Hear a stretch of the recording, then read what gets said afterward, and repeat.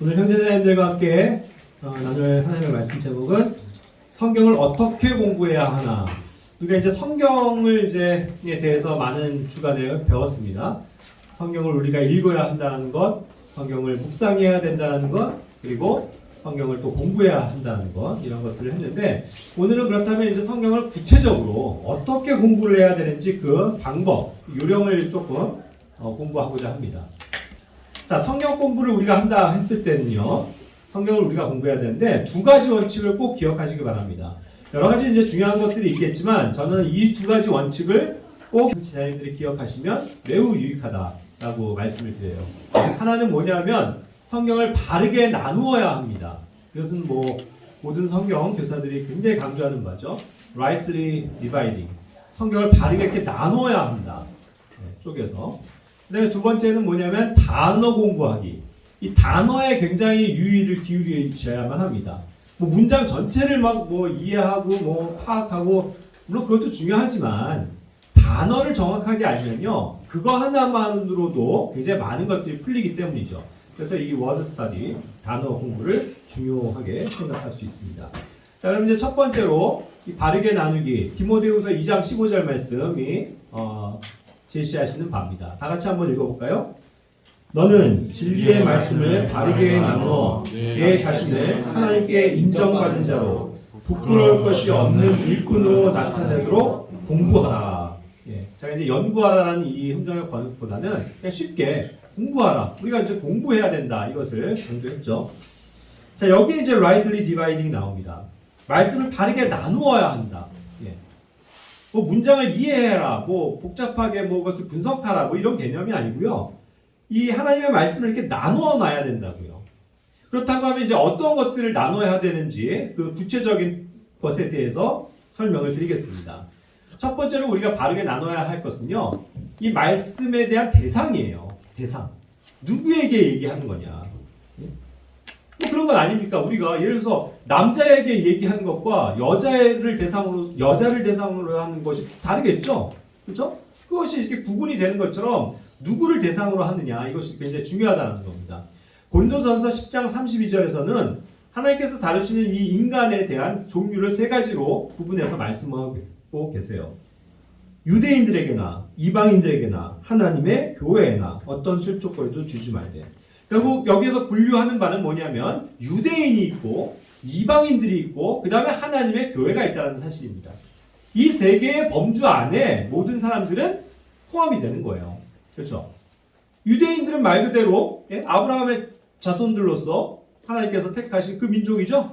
그 유대인들 지금도 이스라엘 땅에 사는 그들이 사실은 유대인들이에요. 그죠? 민족적으로 또 물론 다른 데 살아도 유대인이 있습니다. 그러니까 이 유대인이 아닌 사람들은 사실 뭐예요? 모두가 다 이방인인 거예요. 유대인이라는 개념이 있기 때문에 사실 이방인이 존재하는 겁니다. 물론 그렇다고 보면 이제 유대인 이전에 이스라엘을 삼기 이전의 사람들도 있으니까 그들은 또 다른 종류일 수 있겠지만 어쨌든 최소한 유대인들 이스라엘이 택함을 받은 그때로부터는 세상의 종류는 딱 두 개로 나눠졌던 겁니다. 유대인이 있고 이방인이 있고 하나님은 반드시 유대인들에게만 말씀하셨고 이스라엘에게만 일을 행하셨죠. 그렇죠? 나머지 사람들은 사실 구원을 받을 수도 없었고 여러 가지 방법적으로도 하나님을 찾기가 어려운 그러한 내버려진 그러한 사람들이었다는 거죠. 이방인이 존재했습니다. 그런데 문제는 뭐냐면 예수 그리스도께서 오셔서 자신의 피로 교회를 세우심으로써 이제 신약의 교회가 생김으로써 새로운 종류의 사람들이 생긴 거죠. 그렇죠? 자, 그렇게 되니까 이제 유대인과 이방인이라는 개념이 사라져버린 거예요. 거기는. 이해가 되십니까? 교회라는 새로운 존재는 유대인이건 이방인이건 상관없이 예수 그리스도를 믿는 자들을 그의 한 몸으로 들어오게 하셨거든요. 그렇게 해서 한 새 사람을 입으셨습니다. 만드셨습니다. 아멘? 아멘. 그게 교회예요. 그러니까 우리는 뭡니까? 우리의 정체는? 우리 신분? 교회죠. 아니요, 교회예요. 우린 교회예요. 우린 이방인도 아니고 유대인도 아니고 오로지 교회예요. 교회의 지체가 된 겁니다. 그렇죠? 얼마나 놀라워요. 그렇죠? 자, 그래서 이와 같은 식으로 세 개를 구분해 놓으셨다는 뜻이에요. 그러니까 하나님이 어떠한 것을 말씀하실 때는 이 성경 기록은 언제부터예요? 모세로부터 시작된 그 이스라엘에게 주어진 말씀들로부터 시작하죠. 그렇죠? 그러니까 성경은 항상 기록의 대상이 있다는 거예요. 예? 그렇죠? 출애굽기, 뭐 레위기, 민수기 이런 것들을 왜 유대인들에게 그렇게 아주 세세하게 가르쳐 주세요?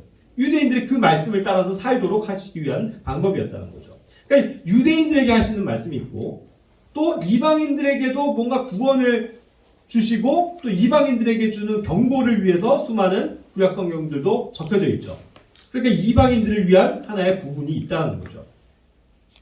그리고 이제 신약에 이르러서는 사실은 이런 것들을 다 포함해서 구원받은 하나님의 자녀로서 새롭게 살아가야 되는 사람들을 위해서 교회를 대상으로 해서 쓰시는 성경책이 있다는 겁니다. 그러니까 이 시대는요, 이제 또 그렇게 해서 양분이 됩니다. 물론 여기에는 이제 없지만 어떻게 표현되는 거예요? 세상에는 딱 두 종류의 사람이 있는 겁니다, 여러분. 지금 현재의 세상은 뭐예요? 하나님의 교회가 있고 교회가 아닌 사람이 있고. 이해가 되세요? 그래서 우리는 교회를 제외하고 하나님의 사람이 아닌 사람들을 뭐라고 부르는 거예요? 흔히 불신자. 그냥 불신자라고 부르는 뿐이에요. 그들이 기분 나빠하건 말건 하나님의 정의는 그렇다는 거예요. 우리는 교회고 나머지 사람들은 믿지 않는 자들일 뿐입니다. 그러니까 이제 우리에게 주신 말씀, 교회에게 주신 말씀을 잘 구분해야 되겠죠. 이것을 구분해야 된다는 것입니다. 아까도 얘기했지만 유대인들에게 주신 말씀과 하나님의 교회에게 주신 말씀이 다른데 그것을 섞어서 다 같이 똑같은 거다라고 받아들이면서 하면 굉장히 혼란스럽단 말이에요. 이해가 되시죠? 네. 우리는 지금 이렇게 주일에 모이지만 그렇게 해서 혼용이 돼버리면 우리 무슨 요일에 모여야 되겠어요? 네?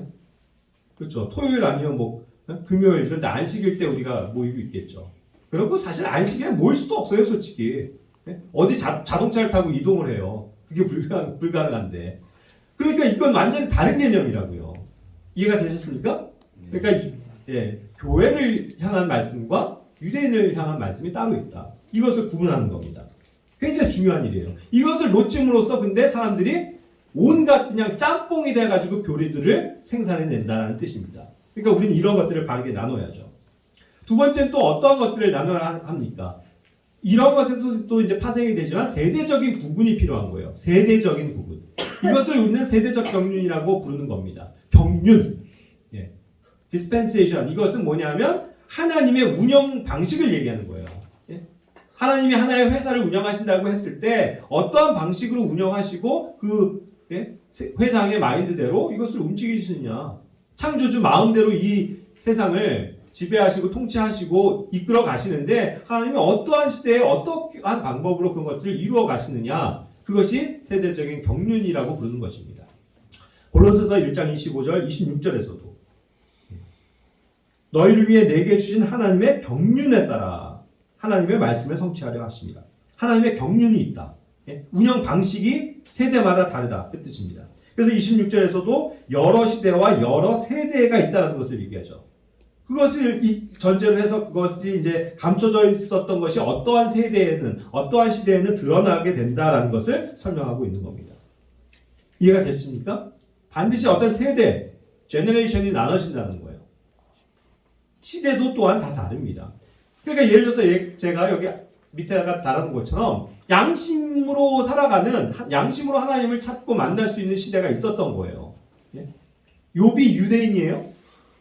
아니에요. 욥은 유대인이 있기 전부터 있었던 고대의 인물입니다. 그럼 그가 하나님을 찾았잖아요. 하나님을 만났잖아요. 하나님에 대해서 깊이 알았잖아요. 이게 어떻게 가능해요? 그러니까 정말 순수한 양심을 가지고 하나님을 찾았을 때 하나님께서 만나주시는 그 시대의 방식이기 때문이에요. 그래서 노아도 그랬고, 그 첫 사람 아담이 실패한 이후부터 그들은 하나님을 알 수가 없는데 그럼에도 불구하고 그들이 들은 바에 하나님을 깨닫고 알려고 하고 찾을 때에 하나님께서 만나주셨던 그런 양심의 시대가 있었다는 뜻이에요. 자신의 선한 양심을 가지고 하늘에 계신 하나님을 찾을 때 그들은 만날 수 있었다는 그런 거죠. 그래서 양심의 시대라고 부르는 거예요. 그러나 이제 이스라엘이 태동되고 이스라엘에게는 이러한 방식으로 살아가라라고 하나님께서 독특한 법을 주셨죠. 그것이 율법이에요. 율법이 주어진 이후부터는 이제 다른 게 필요 없어요. 자기 양심 이런 거 아무 소용 없어요. 율법대로 살아야 돼요. 율법을 준행해야 된다고요. 그래서 하나님에 대한 믿음을 입증해야 된다는 얘기죠. 그렇죠? 그러니까 율법 시대가 있는 거예요. 또요. 지금은 근데 우리가 율법 시대예요? 율법을 따라야 돼요? 아까처럼 얘기한 것처럼? 아니라고요. 우리가 뭐 양 잡고 뭐 염소 피를 뿌려서 뭐 희생을 드려요? 아니라고요. 지금은 무슨 시대? 은혜의 시대라는 얘기예요. 은혜의 시대. 아무것도 한가 없어도 주님이 이루어 주신 그 구속, 그것으로 인해서 믿을 때에 내가 예수님의 그 은혜를 받아들이는 거. 그 은혜의 시대에 살고 있단 말이에요. 그러니까 경륜이 다른 거예요. 경륜이. 이걸 경륜이라고 얘기한다는 거예요. 그리고 우리는 또 이와 같이 편한 은혜의 시대를 살지만 이제 우리가 곧 휴거가 되고 나면 이제 이 땅에는 무슨 시대가 오는 거예요? 7년의 그 환란 시대가 도래하는 거예요. 그 환란 시대. 이때는 극심한 환란과 고통을 받으면서 사람들이 자기의 믿음을 지켜야 되죠. 그런 시대가 또 온단 말이에요. 그리고 이제 그런 것들을 다 끝내시고 이제 하나님께서 이제 하나님의 그 왕국을 실제로 이제 이루어 주실 때, 하늘의 왕국이 열릴 때, 예수 그리스도께서 이 땅에 오셔서 1000년 동안 이 세상을 통치하시게 되는 거죠. 그때는 예수님의 법으로 이제 살아가는 거예요. 그렇기 때문에 그건 이제 1000년 왕국의 시대가 되는 거죠. 이와 같이 모든 그런 시대를 통틀어서요, 여러 가지 세대들을 하나님께서 구분해 놓으셨다. 그래서 그들에 대한 말씀이 다 다르다. 이거예요. 이해가 되십니까? 네. 네, 그러니까 이것을 구분하는 것이 얼마나 중요한 것입니다. 그러니까 또 파생돼서요, 여러분들 성도라는 말을 많이 쓰시죠. 성도. saints라고 부르는 거. 네. 거룩하게 되어진 무리라는 뜻이에요. 성도. 이게 다 다르다고요. 여기 지금 신명기 33장 3절 말씀을 제가 적어놨는데, 참으로 그분께서 백성을 살아가셨은즉 그분의 모든 성도가 주의 손안에 있나이다. 그들이 주의 발밑에 앉았으니 각 사람이 주의 말씀들을 받으리이다. 이 여기서 얘기하는 성도는 누구예요? 아까 얘기한 것처럼 누굽니까? 예, 이스라엘 유대인들이에요. 유대인들을, 이스라엘 사람들을 하나님께서 그의 백성도 성도로 삼아 주셨다 그거죠. 그들에 대한 얘기예요 지금. 그런데 다음 구절 고린도전서 1장 2절 말씀. 고린도에 있는 하나님의 교회 곧 그리스도 예수님 안에서 거룩히 구별되고 성도로 부르심을 받은 자들과 이렇게 얘기하고 있죠. 여기서도 성도를 얘기하고 있는데 이 성도가 아까 얘기한 성도랑 같은 성도예요? 다르다는 거예요. 이 성도는 누구예요? 교회예요. 우리 같은 교회를 얘기하는 거라고. 그러니까 이게 다르다는 거죠. 또 한 구절 볼까요? 요한계시록 14장 12절. 여기에 성도들의 인내가 있나니 곧 여기에 하나님의 명령들과 예수님의 믿음을 지키는 자들이 있느니라. 이와 같이 말씀하실 때 그 계시록에서 인내를 끝까지 가져야 되는 그 성도들, 우리 성도들을 얘기하는 거예요? 아니에요. 그거는 누구예요? 환란 성도라고 일컬어지는 그 환란 시대에 있게 되는 그 유대인과 유대인들을 돕는 그러한 일련의 사람들을 얘기하는 거란 말이에요. 교회랑 아무 상관이 없어요. 이해가 되십니까?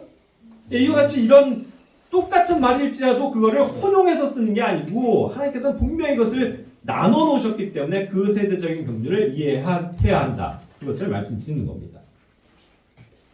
또 볼까요? 교회라는 말도 우리가 많이 쓰죠? 교회도요, 심지어는 나눠진다고요. 사도행전 2장에서 지금 여기서 보여주는 것 같이 그 예전에 있었던 교회의 모습들을 얘기하고 있죠. 하나님을 크게 막 사랑하고 찬양하고 그러면서 자기의 소유를 팔아서 이웃들에게 나눠주고 각 사람의 필요에 따라서 함께 살아가고 빵을 나누고 음식을 먹고 하는 이 모든 아름다운 교회의 모습, 이거를 우리가 본받아서 살아야 되지만 우리가 무조건적으로 교리적으로 이것을 행해야 합니까? 그건 아니라는 거예요. 왜요? 이것은 누구냐 하면 여기서 말하는 교회는 누구냐면 그 예전에 교회에 이제 태동이 됐을 때의 유대인 교회라고요. 예루살렘 교회라고요. 그래서 그들이 이제 하늘의 왕국에 곧 가까웠다 하면서 자기의 모든 것들을 버리고 주님을 헌신해서 쫓고 자신들의 모든 법을 성취하고자 하는, 하나님께서 주신 사랑의 법을 성취하고자 하는 그 시대에 그들의 열심을 얘기해 주는 구절이란 말이에요. 그러니까 똑같이 교회라고 써 있으니까 교회가 이렇게 살아야지 해갖고 공동체를 이루고 저기 충청도에 땅 사가지고 자기네가 마을을 이루고 공동체를 이루어갖고 공동생활하고 이런 것으로 적용할 수 있는 게 결코 아니라는 거죠. 예? 네. 그러니까 말씀을 오해하면 안 된단 말이에요. 여기 분명히 교회에게 주신 말씀이잖아요. 하면서 받아들이면 안 된다는 얘기입니다. 이것은 초대교회, 초대 그 유대인 교회, 예루살렘 교회의 모습을 얘기하는 거라는 거죠. 그러나 이제 우리 같은 이제 교회들은 또 다른 종류란 말이에요. 로마서 16장 4절에서도 그들은 내 생명을 위하여 자기 목까지도 내놓았노니 나뿐만 아니라 이방인들의 모든 교회들도 그들에게 감사하느니라. 아까는 유대인의 교회를 얘기했는데 지금은 뭐라고요? 이방인들의 교회라고요. 이방인들은 원래 구원을 받을 수 없는 사람들이었음에도 불구하고 예수님께서 그것을 하나 되게 하셨죠. 그래서 이제는 유대인이나 이방인이나 할 것 없이 예수 그리스도를 믿음으로 받아들이는 자들은 구원 얻게 하시죠. 그래서 교회 안에 들어오게 하시죠. 그래서 이방인들도 교회의 지체가 되게 하셨다고요. 그래서 여기서 얘기하는 건 이방인의 교회라고 표현을 하는 거란 말이에요. 이해가 되시죠? 그렇게 해서 이방인들로 모여져 있는 교회죠. 자, 우리 가운데 여기 유대인들 한 명이라도 있어요? 자기가 대한민국 국적 아니고 유대인인 분 있으세요? 아니요. 뭐 미국 국적을 가지신 분은 계시지만 우리 다 이방인이라고요. 그런데 하나님께서 교회 삼아주셨다는 거죠. 그러니까 예전에 있었던 예루살렘에 있었던 그 유대인들의 교회와는 엄연히 구분된다. 그러니까 이것이 세대적으로 굉장히 짧은 순간 몇십 년의 역사긴 하지만 굉장히 다른 양상을 가지고 있다는 뜻이에요. 그러니까 초대교회를 당연히 우리가 롤모델로 하는 건 좋지만 그것을 교리적으로 100% 수용할 수는 없다는 거죠. 성령을 받는 방법 자체도 달랐는데요. 뭐 침례의 종류가 달랐는데요. 뭐 그러니까 그거를 구분할 줄 알아야 혼동이 없다는 얘기예요. 근데 오늘날 그래서 이런 것들을 구분해 놓는 것이 세대주의입니다. 세대를 나눠서 구분하는 이 rightly dividing에 의한 성경 해석. 이게 얼마나 중요한데요. 근데 오늘날 많은 이 신학 교리는 세대주의를 무시해요. 그걸 오히려 막 이단시하고 자기들은 모든 성경을 그냥 하나님께서 모든 시대에 다 동일하게 해주신 말씀이라고 믿어버리니까 오류에 빠질 수밖에 없죠. 그러나 우리는 이러한 오류를 바로잡는 분명한 세대적인 경륜, 이것을 가지고 있는 것이 얼마나 감사한 일입니까? 이해되시죠? 네. 그러니까 또 하나의 종류의 교회가 나오네요. 요한계시록 1장 4절. 여기에는 아시아에 있는 7교회에 대해서 그 계시를 받은 거죠. 요한이. 그렇죠? 이게 뭐예요? 이게 지금 우리 이방인들의 교회를 얘기하는 거예요? 아니에요. 교리적으로는 당연히 그 환란 시대에 있게 되는 7가지 교회의 모습들을 얘기하고 있는 거라고요. 그러니까 우리랑은 상관이 없는 거예요. 이 교리가. 이게 얼마나 이렇게 나눠놓는 일이 굉장히 중요한 일입니까? 또 다른 측면도 한번 생각해 볼까요? 주님의 오심입니다. 하나님께서 그 메시아, 기름 부은 자, 이스라엘을 회복시킬 그 통치자 왕, 그를 보내겠다고 구약 성경에서부터 누누이 예언하셨죠. 굉장히 많은 구절들에서 예언하셨단 말이에요. 그래서 그 예언이 실제로 성취가 됐습니까? 안 됐습니까? 됐죠. 예수님께서 오셨죠. 그러니까 오신 걸로만 보자면 그게 이제 우리가 얘기하는 초림인데 그걸 끝났다라고 볼 수가 없다고요. 아직 실현 안 된 예수님이 오심인데 다시 오신다라는 표현도 사실 많진 않아요. 그냥 오신다라고만 구약에서는 예언을 했으니 많은 사람들이 혼동하는 거죠. 그런데 이 오심도, 예수님의 오심도 처음에 오시는 게 있고 두 번째 오시는 게 나눠진다는 것을 우리는 성경을 통해서 알게 되는 거죠. 이것이 중요한 거예요. 그러니까 초림과 재림을 나누는 것이 얼마나 중요한 일입니까? 우리는 그렇기 때문에 지금 우리에게는 초림은 이미 일어났던 과거죠. 예수님이 이미 오셔서 구속사역을 다 완성하셨죠. 그리고 우리는 이제 뭐를 기다리는 거예요? 예수님이 오시는 걸 기다리는 건데 다시 오시는 주님을 기다리시는 거잖아요. 기다리는 거잖아요. 그렇죠? 네. 그래서 이것을 나누는 것이 얼마나 중요하냐는 거죠. 초림과 재림. 그래서 이제 다시 오신다라는 개념으로 우리가 말은 없지만 단어는 없지만 재림이라고 부른다는 뜻이에요. 다시 오신다는 개념으로. 자, 그런데 이제 이 재림 또한 또 거기 안에서도 나눠진다는 거예요. 그래서 rightly dividing이 굉장히 중요한 겁니다. 무분별하게 이 재림을 다 섞어버리면 우리는 어떻게 돼요? 뭐 환란을 겪어야죠, 막. 그죠? 그 재앙을 다 겪으면서 우리의 믿음을 지켜야죠. 그런 결론에 이르르기 때문에 그것을 구분을 해야 된다는 뜻입니다. 그러니까 이 데살로니가전서 4장 16절부터 나오는 이 말씀도 주님께서 호령과 천사장의 음성과 하나님의 나팔 소리와 함께 친히 하늘로부터 내려오시리니 그랬죠. 내려오신다고요. 그래서 이제 우리가 태워 올라가 공중에서 주님을 만난다라고 했는데 이거는 어떠한 종류의 주님의 오심이냐고요. 오시긴 오시는데 꼭이 하늘같이만 오시는 거예요. 그래서 하늘 문을 보시고 우리를 한순간에 불러 일으키시죠. 그래서 죽었던 자들도 구하면서 하늘로 올라가는 거잖아요. 그래서 거기 공중에서 주님을 만나게 되는 사건. 그래서 이것을 들려 올림 받는다라는 뜻으로 휴거라고 우리가 단어를 명칭해서 부르는 거예요.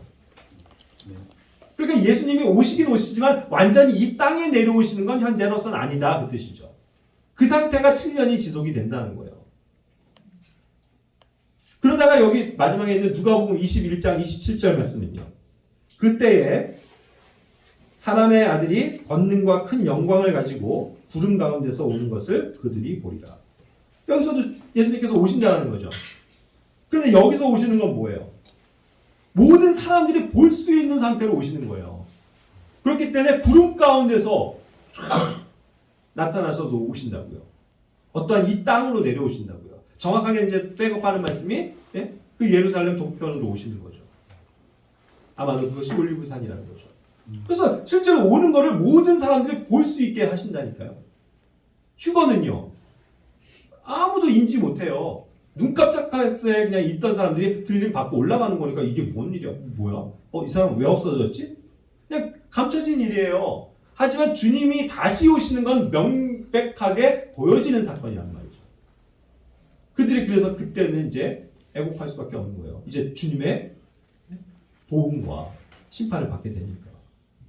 그리고 그것을 모든 사람들이, 세계에 있는 모든 사람들이 볼 수 있는 어떠한 그 시스템이라든가 여러 가지 이제 그 미디어 환경이라는 것들이 드러날 겁니다. 물론 그 예루살렘 땅에 오셔도 모든 저 전 세계 반대 지구별 반대쪽에 있는 사람들도 다 볼 수 있게끔 그것이 뭐 실시간 중계가 되건 분명히 알 수 있는 사건이 된다는 거죠.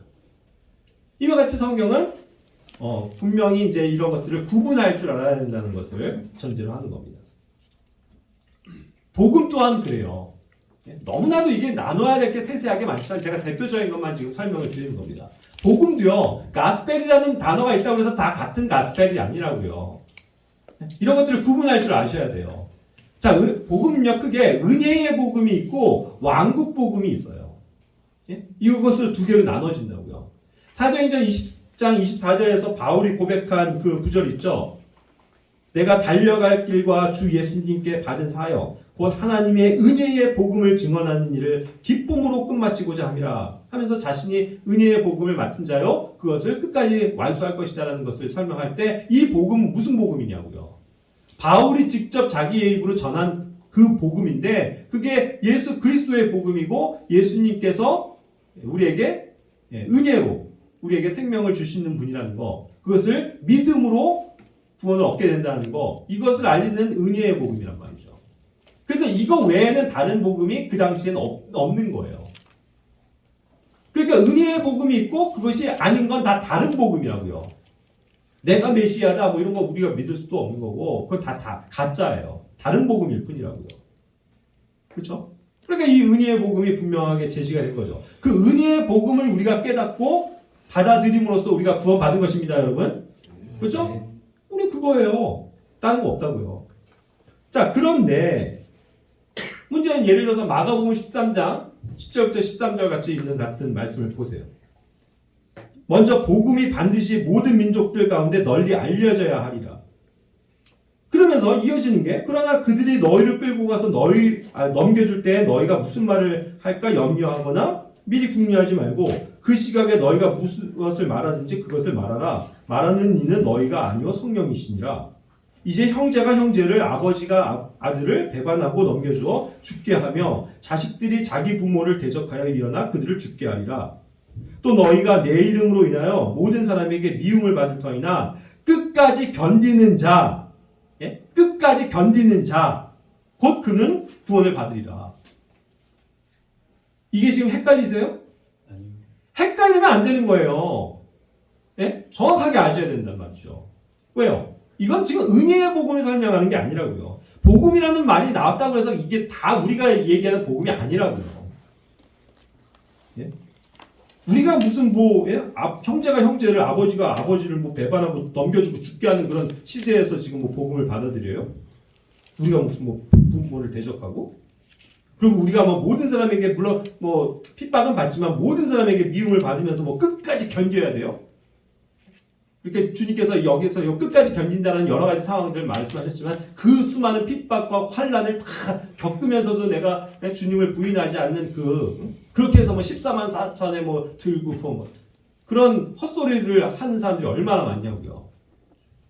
그래서 끝까지 견뎌야 구원을 받는 것이기 때문에 우리는 아직 구원 받았다라고 얘기하면 안 됩니다라고 얘기하는 저 이상한 사람들의 교리에 속지 마시라고요. 그건 은혜의 복음을 얘기하는 게 아니에요. 지금 여기서 얘기하는 건. 이거를 뭐라고요? 왕국 복음이라고 부르는 거라고요. 왕국 복음은 뭡니까? 그 그리스도의 왕국의 바로 직전에 있게 되는 그 환란 시대에 그때의 유대인들에 의해서 그것도 정확하게 말하면 14만 4천의 그 구원받은 성도들이 전 세계로 이제 흩어지면서 복음을 전하고 그때 그렇게 해서 주님의 심판을 알리고 하면서 그럼에도 불구하고 어쨌든 그런 것을 통해서 뭐 돌아오는 사람도 그들을 돕는 유대인들을 돕는 사람들도 있을 수 있겠지만 그런 것을 모든 민족에게 알려져서 그때가 됐을 때에 그 시간이 무르익었을 때 이제 완전히 이 세상이 끝이 온다. 그 뜻을 얘기를 하는 거라고요. 지금 시대와는 아무런 상관없어요. 네? 이게 왕국 복음이라고요. 그러니까 많은 사람들이 뭐 모든 민족에게 빨리 가서 복음을 전해야 세상에 끝이 옵니다. 그러니까 우리가 미 복음을 받아들인 종족들에게 정말 복음을 열심히 외치고 전해야 합니다. 이거는요 시대를 모르고 얘기하는 거예요. 세대주의를 모르고 얘기하는 거라고요. 물론 우리가 그런 사명을 감당해야 함은 맞지만 그것과 세상의 종말 끝은 아무런 상관이 없다고요. 뭐 유대인을 도와야 된다. 그래갖고 뭐 메시아 그래서 한 바퀴 지구를 돌아서 메시아의 그 왕국인 예루살렘으로 유대인들이 돌아오면 그때 이제 끝이 온다라고 갖고 메시아닉 주를 외치는 사람들도 많다고요. 이런 건 시대를 혼동하는 거예요. 이해하십니까? 우리는 교회 시대는 유대인이랑 아무 상관없어요. 유대인들은 그저 유대인도 구원받아야 할 불쌍한 불신자일 뿐이에요. 이해가 되십니까? 그래서 은혜의 복을 받아들이는 것밖에 없다고요. 무슨 특별한 게 없어요. 그러니까 이와 같이 복음의 종류에 대해서도 두 가지가 성경의 복음서에 혼용되고 있으니 이것을 잘 구분할 줄 알아야 된다는 뜻이죠. 그러니까 이게 성경을 올바르게 나누는 이것이 얼마나 중요한 일입니까? 방금 그래서 이제 복음도 그렇다고 그랬는데 그렇기 때문에 왕국이라는 말도 다른 거예요. 개념이. 자, 너무나도 이 킹제임스 성경이 중요한 거죠. 왕국을 두 가지로 정확하게 구분을 하고 있으니까요. 그래서 우리는 하나님의 말씀이 킹제임스 성경이라는 거예요. 하나님의 왕국이 있고 하늘의 왕국이 있다는 걸 나눠놓고 있잖아요. 정확하게. 그래서 우리가 정확하게 그것을 구분할 수 있게 하신다는 얘기죠. 그러니까 이건 개혁성경 같은 데서 쓰는 천국이라는 개념이 아니라고요. 천국은 이거를 다 포함하고 있으니까 이들이 구분을 안 해놓으니까 그냥 어디로 가는지도 모르고 외치고들 있다고요. 천국은 우리가 그냥 흔히 말로 어쨌든 뭐 많이들 써왔으니까 천국 하면 뭐 우리가 죽어서 가는 곳이라고 이제 우리도 그렇게 얘기는 하지만 정확하게는 하나님의 왕국과 하늘의 왕국이라고요. 요한복음 3장 3절과 5절에서도 하나님의 왕국을 소개하셨죠. 누가 하나님의 왕국을 볼 수 있고 누가 하나님의 왕국을 들어갈 수 있다고 얘기합니까? 자격 조건 딱 하나 뭐예요? 뭐 한 사람? 다시 태어난 사람. born again 하는 사람만 가는 곳이 들어갈 수 있는 것이 하나님의 왕국이라고. 여러분들은 거듭나셨어요? 아멘. 다시 태어나셨습니까? 아멘. 뭘로요? 뭘로 다시 태어난 거예요? 영으로. 네. 영으로 다시 태어난 사람들이라고요. 성령으로. 성령으로 여기 다 다시 태어나신 것이 확실하세요?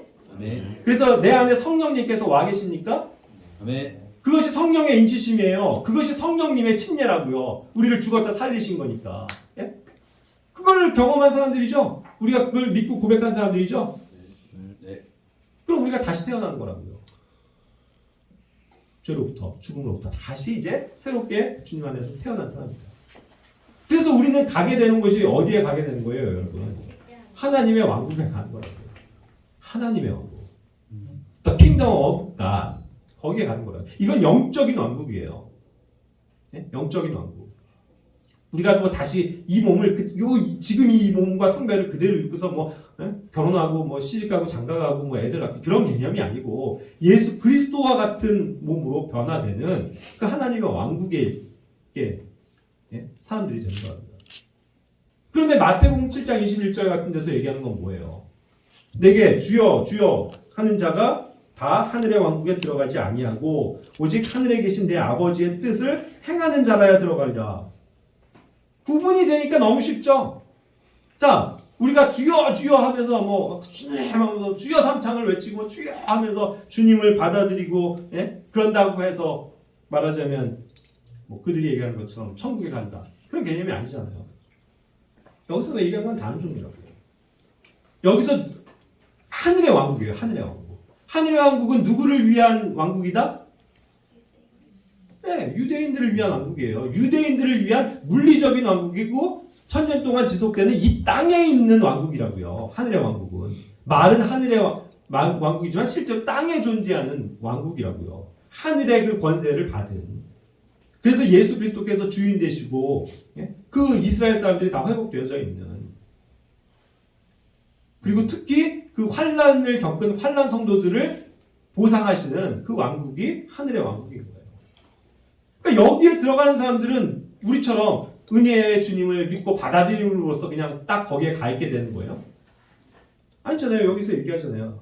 그렇게 해서 주여 주여 하고 그걸 믿고 받아들였다 그러고 해서 다 들어가는 게 아니고 말만 한다고 되는 것도 아니고 마음만 있다고 되는 게 아니고 하늘에 계신 아버지의 뭐요? 뜻을 행해야 들어갈 수 있다 그 뜻이에요. 뜻을 행해야 된다고요. 우리는 하나님의 뜻을 행함으로써 하나님의 왕국에 들어가는 사람들입니까? 전혀 아니죠. 우리는 한 거 뭐 있어요? 자, 자기가 구원받고 하나님의 왕국에 들어가는데 저는 이걸 했습니다. 손 들어보세요. 한 거 아무것도 없죠. 우리가 한 거 아무것도 없죠. 이미 예수님께서 그 일을 다 해놓으셨죠. 그것을 믿음으로 감사합니다 예수님. 아멘. 받아들인 거예요. 그럼으로써 우리는 하나님의 왕국에 가게 된 사람들이다. 그러니까 여기서 얘기하는 하늘의 왕국 그리고 하나님의 뜻을 행하는 거 이건 다른 종류의 사람들이라는 것을 분명히 알 수 있는 것이죠. 자, 이제 조금 이렇게 명확해지십니까? 네. 세대를 구분하는 것이 rightly dividing 한다는 것이 얼마나 중요하다는 걸 그걸 놓치면요 세상에 그냥 뭐 모든 성경이 막 짬뽕이 돼버려요.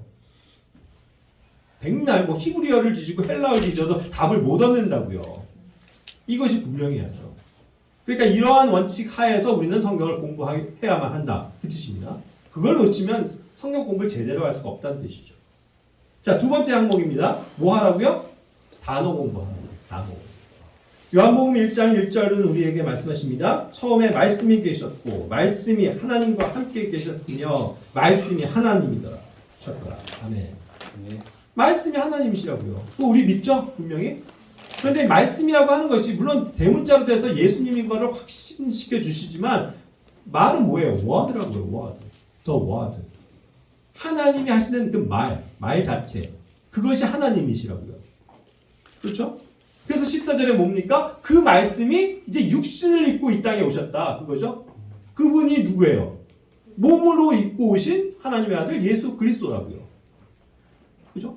그분의 영광을 그 시대에 살았던 사람들이 분명히 본 거예요. 그래서 그 말씀이 하나님의 말씀이 살아있는 육신이 돼서 여전히 이 땅에서 오셔서 어떠한 복음을 하나님의 그런 말씀들을 해주셨다는 거잖아요. 우리 이제 그걸 믿는 거죠. 그러니까 요한복음 이제 12장 48절에서는 이게 중요한 거예요. 말씀, the word. 이거를 받아들여야 된다는 뜻이에요. 예수님을 받아들인다는 말은 하나님께서 하신 말, 그 예수님이 하신 말씀을 그대로 믿고 받아들인다는 얘기죠. 그것을 받아들일 때 우리는 심판에 이르지 않아요. 그것을 받아들일 때 우리는 영원한 생명을 얻고 구원을 얻게 되는 것입니다. 그죠? 그런데 그것을 믿고 받아들이지 않은 자들은 어떻게 되는 거예요? 심판받게 된다는 거예요. 근데 그 심판의 근거가 뭡니까? 결국 그 말이에요. 예수님의 말을 받아들이지 않았기 때문에. 그걸 받아들이지 않으면 심판을 받게 된다는 거죠. 그러니까 예수님이 하신 말씀. 그리고 누가복음 7장 7절에서는 그 예수님이 하신 그 무수히 많은 진리의 말씀들을 다 포함하지만 그러니까 예수님이 툭 하고 한마디 내뱉으신 것도 하나님이에요? 아니에요? 하나님이시라는 거예요. 우리는. 그 예수님이 하신 말씀이 크게 하나님이다. 그게 하나님이 하신 말씀이 확실하고 그 말씀이 곧 하나님이시더라는 이 확신을 가지고 있어야 되는 거죠. 그러니까 예수님이 하신 말씀, 그 기록, 이것은 정확한 것이며 절대 무효하고 하나님의 생명이 있는 진리의 말씀이다. 우리는 그것을 받아들이는 거죠. 그러니까 하나 말씀하신 것도 너무나도 중요하죠. 그러니까 여기 한 사람이 얘기하잖아요. 주여, 저에게 한 말씀만 좀 해주십시오. 한 말씀. 한 말씀만으로도 충분하다는 거죠. 얼마나 귀한 믿음이야. 예수님의 그 한 말씀. 그래서 여기서는 뭐예요? A word. The word라고 하는 그 말씀도 지칭을 하지만 예수님께서 하신 한마디, 한 단어 이거로도 하나님의 능력이 분명합니다. 그것이 하나님이십니다. 이 믿음 가지고 A word에 대해서 얘기합니다. 우리는 그렇다면 이 성경에 나오는 이 A word, 이 수많은 말씀 가운데서 하나의 단어 하나까지도 하나님의 살아있는 말씀이라고 믿으십니까? 네. 그걸 믿고 받아들이셔야 한다는 거예요. 그래서 우리가 놓칠 수가 없어요. 단어 하나하나도. 그런 겁니다. 자, 우리가 잘 아는 말씀처럼 요한계시록 22장 18절, 19절은 뭐에 대해서 그러니까 경고하시는 겁니까? 이 하나님의 말씀들. 모든 그 기록된 말씀들에서 빼도 안 되고 더해도 안 되고, 그렇죠? 뭔가를 변경해서도 안 되고 훼손시켜서도 안 된다는 거. 그것을 우리가 믿는 거잖아요. 그랬을 때 그 훼손당하지 않고 지금 이 시대에 보존되어진 성경이 우리 앞에 놓여져 있는 뭐예요? 정확한 거예요. 킹 제임스 성경. 킹 제임스 성경. 우리가 역사를 배웠죠? 이번 수요일에도 계속 배우고 있죠? 확신하셔야 된다고요. 이게 왜 하나님의 말씀인지. 왜 이것만이 우리 시대에 주신 마지막 유일한 성경인지. 그전에도 물론 하나님께서 시대마다 주셨던 성경이 있죠. 그전엔 맞아요. 제네바 성경도 있었고 뭐 틴델 성경도 있었고 하나님의 다른 보존된 말씀들이 있었다고요. 모든 민족들에게. 프랑스 사람들에게는 올리베 땅 성경을 주셨고 독일 사람들에게는 루터 성경을 주셨다고요. 누가 그걸 부인하는 게 아니에요. 하지만 그 모든 것을 통합해서 이제는 모든 민족들이 쉽게 이해할 수 있는 하나의 권위 있는 성경을 우리에게 주셨다는 것인데 그것이 바로 킹 제임스 영어 성경이라는 거예요. 그러니까 이제 우리는 다른 것을 들춰보지 않아도 된다라는 이 확신이 있기 때문에 이 성경만이 유일한 성경이라고 얘기를 하는 거예요. 이해가 되십니까? 물론 저는 독일어를 할 줄 알아요. 그리고 얼마든지 독일어 루터를 볼 수도 있어요. 근데 그럴 필요가 없다고요. 네? 그냥 영어 성경을 보면 그게 확실한 거라는 거죠. 다 백업해 준다는 거죠. 그러니까 유일한 성경이라고 우리가 얘기를 하는 겁니다. 자, 그래서 이제 성경을 이제 단어를 공부해야 된다고 했는데 그 성경 단어의 공부의 중요성에 대해서 얘기를 드릴게요. 이 성경에 나오는 단어 하나하나의 유심히 보셔야 돼요. 저는 이 단어를 굉장히 중요하게 여깁니다. 단어의 의미를 정확하게 알면은요, 많은 것들이 풀리기 때문이죠. 그래서 성경을 보시면 비슷한 단어들이 나와요. 또 어떠한 단어가 이렇게 비슷한 의미를 갖고 있는 것들이 꽤 많습니다. 그럼에도 불구하고 하나님께서 이 킹제임스 성경을 통해서 이 단어를 쓰시고 여기서는 또 다른 단어를 사용하셨다면 그것이 어쨌든 분명한 이유가 있으니까 우리는 그거를 구분할 줄 알아야 된다. 그것을 설명드리는 거예요. 제가 예전에도 한번 말씀 가운데 나눴지만 mercy라고 부르는 이 긍휼이라는 단어, compassion이라고 부르는 불쌍히 여긴다는 이 단어 사실 일맥상통하죠. 의미가 비슷하죠. 불쌍히 여기는 그런 영역에서의 의미는 비슷하잖아요. 네? 그럼에도 불구하고 주님께서는 이거를 나눠 놓으셨다는 것은 그리고 나눠 놓으셨을 때 구원과 관련된 우리의 죄들을 용서하시는 개념은 mercy예요, compassion이에요. mercy라고요. 하나님께서 가지신 그 긍휼 때문에 우리를 구원하셨다는 뜻이에요. 그 긍휼 때문에 우리에게 선물로 하나 주신 게 있는데 그게 은혜라고요. grace. 이와 같이 단어들이 다 파생이 되고 정확한 의미와 뉘앙스들을 나눠 놓고 있기 때문에 우리는 킹제임스 영어 성경을 정말로 하나님의 말씀으로 받아들여야 한다는 뜻입니다. 그리고 단어를 유의해서 보여야 한다는 뜻이죠. 자, 이 단어를 공부할 때 전제가 있습니다. 두 번째로. 단어가 다르면 어차피 그래서 뜻과 의미가 달라져요. 생각해보세요. 참, 난 답답한 게. 이거 하나님의 말씀 아니에요? 하나님의 말씀? 하나님이 기록하신 거 맞죠? 하나님의 영광으로. 그런데 하나님이 이런 걸 혼동해서 잘 몰라서 두 개의 단어를 똑같은 말인데 두 개의 단어를 사용하시겠냐고요. 하나님이. 우리 인간이라면 이 말도 비슷하고 이 말도 비슷하니까 적당히 이것도 썼다 저것도 썼다 하겠지만 하나님은 분명한 이유와 목적이 있기 때문에 여기선 이 단어, 저기선 저 단어 나눠 놓으셨다고요. 아멘? 네. 그게 킹제임스 성경이에요. 그렇게 받아들여야 된다고요. 그러니까 단어 자체가 다르면 뜻이 달라지기 때문에 어쨌든 뉘앙스적으로나 뭐 조금이라도 다른 게 있기 때문에 단어가 다르니까 그거를 구분할 줄 알아야 된다는 뜻이라고요.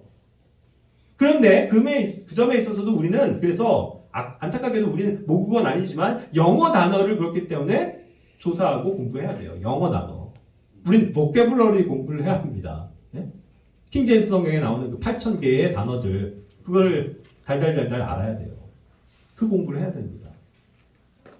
자, 그러니까 한글로서가 한계가 있다는 거예요. 우리 그것을 또 한글로 번역해 준 성경이 고맙게도 뭐 말씀 보존학회 성경도 있고 또 여기 뭐 그리스도 예수 안에서 나온 성경도 있고 또 많은 성도들이 지금 또 번역을 하고 계시잖아요. 너무 감사하죠. 그래서 더 쉽게 이해할 수 있도록 주시는 건 감사한데 그러나 어떤 한국 언어의 한계 때문에 그것을 다르게 서술할 수밖에 없다는 거예요. 번역상. 그렇죠. 자, 그런데 여기서 사랑하면 사랑 우리로서 그냥 사랑하면 사랑인데 사랑을 영어로 해서 이제 찾아보면 무슨 두 가지 단어가 나오는 거예요. 러브라고 얘기하는 사람도 나오고 charity라고 부르는 사람도 나온단 말이에요. 이 두 개의 단어, 러브는 우리가 사랑이라는 게 굉장히 뭐 많이 쓰는 단어인데 charity는 뭐라고 번역할까? 이 고민을 했다는 얘기라고요. 번역자가. 그런데 적당한 단어를 못 찾은 거죠. 이게 사실 형제 사랑이기도 하고 또 어떤 면에서 이게 자비를 베푸는, 그러니까 긍휼을 베푸는, 그래서 어떤 자선이라는 뜻을 갖잖아요. charity 하면. 그런 개념인데, 그래서 뭔가 구제하는 그런 측면에 있어서의 사랑인데, 이걸 어떻게 번역하지? 곤란하잖아요. 그러니까 이것도 그냥 사랑이라고 번역을 한 거예요. 고딕체로. 그래서 이해가 되십니까? 네. 그러니까 그거는 번역상의 한계일 뿐이지, 분명히 두 단어라고요. 근데 그거를 다 같은 개념으로 생각해버리면 우리가 역시 공부하는 데 있어서 뭔가 문제가 생긴다는 뜻입니다. charity는 어디에 나와요? 신약 성경에만 나와요. 그러니까 그리고 그 charity라는 건 당연히 명사로밖에 쓸 수가 없는 거죠. charity를 가지고 있어야 한다는 그 주님의 우리에게 주시는 그 그리스도의 성품의 놀라움, 그걸 우리에게 간직하기를 원하시는 거잖아요. 그래서 그걸 배우는 거죠. 그 사랑의 속성이 무엇인지. 그런 식으로 어떤 단어를 분명하게 우리가 구분할 수 있다는 것입니다. 반대로요, 영어 단어를 peace 있죠, peace. peace를 한번 이렇게 검색을 하면 peace 하나밖에 안 나오잖아요, 영어에서. 그럼 무슨 개념이라는 걸 뻔히 아는데, 이 한글 성경은 또 이거를 어떤 뭐 번역자가 자기의 어떤 생각으로 인해서 다 다르게 기술을 해놨다고요. 어떤 데선 평화라고, 어떤 데선 평강이라고, 어떤 데선 평안이라고, 어떤 데선 화목이라고, 어떤 데선 화평이라고. 그죠? 그러니까 한 단어를 5가지로 번역을 해놓으니 우리로서 얼마나 혼동스러워요. 솔직히. 여러분들 한번 물어볼게요. 화목과 화평은 어떻게 다릅니까? 어쨌든 되게 어려워지죠? 되게 어려워지잖아요. 근데 그냥 하나로 통합해서 평화 뭔지 아세요? 평화? 쉽죠? 그렇게 생각하면 쉬운데 이게 평화가 됐을 때랑 평강이 뭐가 다르지? 그럼 평화는 뭐가 다르지? 복잡해지잖아요. 그래서 사실 킹제임스 영어 성경이 그 전에 있었던 번역을 단어야 단어를 일치시키는 그러한 기법처럼 사실상 한글 번역도 그러했었어야 돼요. 솔직히. 이게 안타까운 대목이긴 해요. 그러니까 우리는 피스를 하나를 찾아보더라도 다 다른 결과로 나오니까. 그러니까 무슨 평안을 내가 검색해보고 싶어서 평안을 찾았을 때 몇 구절 안 나오니까. 그러니까 놓치게 된다는 거예요. 피스의 전체적인 개념을. 이해가 되시죠? 자, 그만큼 어쨌든 단어는 영어 단어는 중요하다. 그런데 이 항상 번개된 성경들은요, 제일 쉽게 하는 게 뭐예요? 문장 자체를 없애거나 이건 그러니까 구절 자체를 없애는 거고 한 14구절밖에 안 되고 그거 밖에라고 해서 그렇지만 그런 건 그렇게 많은 게 아니에요. 그런데 단어를 바꾸는 건요, 이건 뭐 너무너무 많아서 이루 헤아릴 수가 없다고요. 킹제임스 영어 성경에 단어를 바꿔버리는 거예요. 아까 말씀드렸습니다. 단어가 다르면 뜻이 바뀐다 안 바뀐다? 바뀐다. 분명히 바뀐다. 그게 단어의 위력이에요. 그 시대가 담고 있는, 그 사회가 담고 있는 정확한 개념의 단어. 그걸 바꿔버리면 혼동이 올 수밖에 없죠. 그래서 번개된 성경들이 가장 즐겨하는 방식은 단어를 바꾸는 거예요. 그러니까 우리는 이 킹제임스 영어 성경의 고유한 단어를 보존하고 있어야 된다는 뜻이죠. 자, 여러분들에게 강조합니다. 킹제임스 영어 성경의 단어를 신뢰하십시오. 이렇게 신뢰하십시오. 그것이 하나님의 말씀입니다. 이렇게 믿는 거죠. 여러분, 사탄의 이름이 뭐예요? 네? 아니, 사탄의 이름 루시퍼죠. 와, 훌륭하십니다. 그걸 어떻게 알고 계세요? 공부해서 영어에 써 있어. 아니 성경에 써 있어. 예, 영어 성경에 써 있어서. 근데 뭐 어떤 영어 성경이요? NIV요? 킹 제임스. 킹 제임스 성경에만 루시퍼가 기록이 돼 있으니까 우리가 루시퍼가 사탄의 이름이구나 이걸 아는 거라고요. 이해가 되십니까? 네. 그러니까 그냥 우리 킹 제임스 성경을 신뢰하는 거예요. 그 킹 제임스 성경을 믿지도 않는 사람들이 왜 루시퍼 하죠? 난 웃기는 사람들인 것 같아요. 그렇죠? 그렇잖아요, 솔직히. 자기네들 말대로 뭐 계명성이라고 하든 뭐 샛별이라고 하든 자기네 방식으로 얘기를 하지. 왜 루시퍼를 따라하냐고요. 네? 이건 킹제임스 성경만 알려주는 건데. 예를 들어. 그러니까 우리는 이 성경을 신뢰한다는 뜻이죠. 킹제임스 성경에 헬이면 헬이고요. 그레이브면 그레이브라고요, 여러분. 아멘? 네. 이게 무슨 말인지 보이시죠? 이걸 복잡한 신학자들, 그 번역자들은 너무 막 생각이 많아갖고 막 고민하면서 헬라어를 다시 뒤지고, 히브리어를 뒤지고 해요. 그래서 헬이면 지옥이라고 번역하고, 그레이브면 무덤이라고 번역하면 될 것을 자기네들의 지혜를 가지고 그 원본을 뒤진다시고 하면서 음부라고 기록을 하질 않나. 스올이라고 그냥 음차를 그대로 하지 않나. 하데스라고 하질 않나. 온갖 그런 성경들이 지금 만들어지고 있다고요. 왜요? 킹제임스 성경을 믿지 않으니까. 그 킹제임스 성경에 그 예전에 있었던 그 많은 문제를 다 해결해 놓았다 그 뜻이에요. 1611년에. 아멘? 저희 그걸 믿는 거라고요. 그럼 다른 걸 뒤질 필요가 없어요. 제발. 다른 걸 참고할 필요가 없다고요. 우린 참고서가 안 필요해요, 여러분. 예? 참고서가 필요한 게 아니고 하나님께서 주신 유일한 교과서만 있으면 된다 이 뜻입니다. 네. 확신해야죠. 누가 뭐라고 하더라도 우리 그걸 확신해야죠. 누구한테 내가 비난을 받는다고 하더라도 이것만큼은 분명 하셔야 된다는 뜻입니다. 그리고 두 번째로 성경 자체의 사전을 그래서 신뢰하셔야 된다는 뜻이에요. 이제 또 단어 하나를 중요하게 여기는 건 맞지만 또 1611년대에는 이러한 뜻으로 이 단어가 쓰여졌고 나중에 이렇게 변이가 됐고 그래서 지금은 그 뜻이 아닙니다. 이런 소리들을 듣지도 마시라고요. 그냥 우리는 그냥 쓰여있는 대로 그리고 우리가 알고 있는 그래서 일반적으로 그냥 아는 그걸로 그냥 받아들이시면 된다고요. 복잡할 필요 없어요. 이것이 17세기 단어의 용례인지 18세기인지 아니면 19세기인지 따질 필요가 없습니다.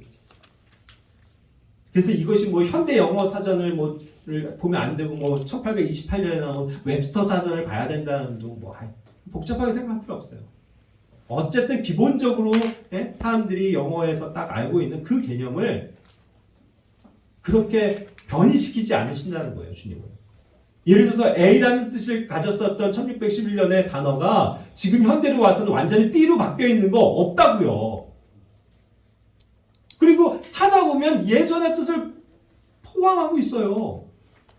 그렇죠? 그럼 그냥 그걸 이해하면 되는데 그걸 복잡하게 생각할 필요가 없다는 것입니다.